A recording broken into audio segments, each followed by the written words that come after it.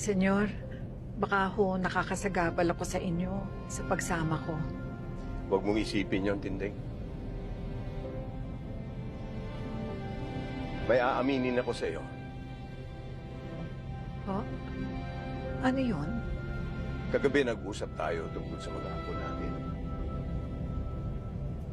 At kung gaano kaganda sigurong mabalikan ang nakaraan.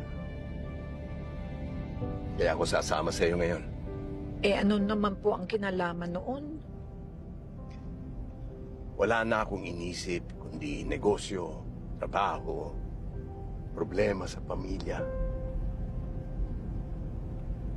Paminsan-minsan ay gusto ko namang makalimutan lahat yun para makapag-relax.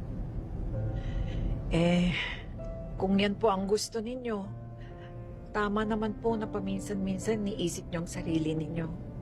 Ang isa pa, matagal na akong hindi napupunta sa Quiapo. Tiga roon ka, di ba? Opo, Pakilala mo muli siya sa akin. sige po.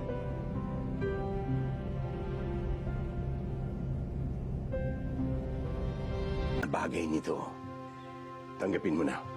Sige na.